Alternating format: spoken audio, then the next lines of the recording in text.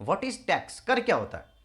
तो इसकी simple definition बताऊं तो ये कह रहा है कि compulsory amount taken by government from its citizen. जो सरकार आपसे पैसा लेती है, जो सरकार एक फिक्स अमाउंट आपसे लेती है, that is in form of tax, वो कर के रूप में लेती है। और गवर्नमेंट, कोई नेताजी अपने घर से पैसा नहीं ला रहे, आपके कुछ भी डेवलपमेंट होता है, कुछ भी विकास के काम होते हैं, कहीं कोई पैसा पास होता है, कहीं कोई प्रोजेक्ट स्टार्ट करती है गवर्नमेंट, ये सारा आपका ही टैक्स का पैसा है। तभी तो कहते हैं कि हम खुद दे रहे पैसा, वही गवर्नमेंट अपने पे लगा रही, तो कोई एहसान नहीं कर रही। और कोई फ्री की स्कीम दे रही है ना, तो समझ लो अल्टरनेटिवली इनडायरेक्टली गवर्नमेंट आप पर टैक्स बढ़ा के फिर आपसे ही वसूलेगी। कहां से लाएगी पैसा? पैसा तो आपका ही गवर्नमेंट आप पर लगाती है। ठीक है, तो इसलिए फ्री की चीजों में ज्यादा नहीं फंसना है। ओके, अब हम बात करते हैं that is about the type of tax. दो तरीके का होता है, क्या होता है? डायरेक्ट टैक्स और सेकंड होता है इनडायरेक्ट टैक्स। और टैक्स की सबसे ब्यूटी ये है कि टैक्स सब पर लगता है। कहीं आपने देखा है कि भाई ये नेताजी है तो इन पर टैक्स नहीं लगेगा? ठीक है, कहीं कुछ रियायतें कुछ चीजों में हो सकती है, लेकिन बाकी टैक्स तो सब पर लगता है। ओके, तो यहां पर है दैट इज डायरेक्ट टैक्स और एक होता है दैट इज इनडायरेक्ट टैक्स। दो तरीके से होता है, एक होता है दैट इज डायरेक्ट टैक्स और सेकंड होगा दैट इज इनडायरेक्ट टैक्स। और डायरेक्ट टैक्स का फंडा समझना, डायरेक्ट टैक्स का फंडा समझना। एक बंदा है, ये है अपना राम, ये बंदा है, इसका नाम है राम, और इस बंदे का नाम है दैट इज श्याम। ये है अपना राम और ये है श्याम।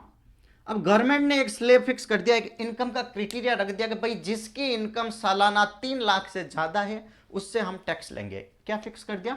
3 लाख, अगर मान लो ये इनकम फिक्स कर दी कि 3 लाख से ज्यादा जिसकी इनकम एक्सीड करेगी उससे हम टैक्स लेंगे।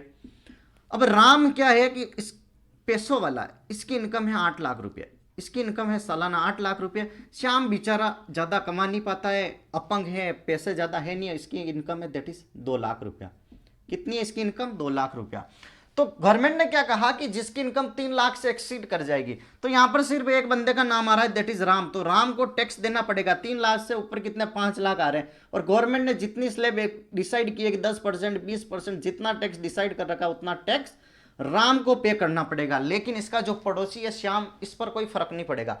भाई इनकम इसकी है ना, पैसा इसका है, कमाई इसकी हो रही, तो टैक्स ये देगा। श्याम क्यों भरेगा टैक्स? श्याम तो बता रहा है ना कि भाई मेरी तो इनकम ही नहीं है, तो श्याम तो यहां पर क्या हो गया? सेफ हो गया, श्याम को कोई भी टैक्स नहीं देना पड़ेगा। लेकिन राम को इस केस में टैक्स देना पड़ेगा। That is simple direct tax. मतलब जिस बंदे पर लगेगा वसूली भी उसी से होगी। मेरी इनकम 8 लाख हो गई तो सरकार मेरे से टैक्स मांगेगी, और अगर टैक्स नहीं भरता हूं तो इंक्वायरी भी मेरे पे होगी, ना कि मेरे पड़ोसियों पर होगी। क्लियर है? दैट इज सिंपल फंडा of the direct tax. I think आपको यह फंडामेंटल फंडा क्लियर हो गया होगा। सेकंड आता है that is about the indirect tax. What is indirect tax? Indirect tax कह रहा है कि दैट इज इनडायरेक्टली सब पर लगता है। समझ रहे हो?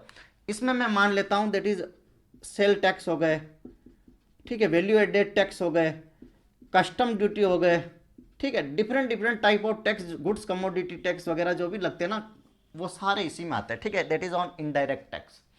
एक कंपनी मान लेता हूं, एक कंपनी क्या कर रही है? साबुन बना रही है। ठीक है, साबुन बना रही है, ये मान लो एक साबुन बना रही है कंपनी, और ये 8 रुपये का है।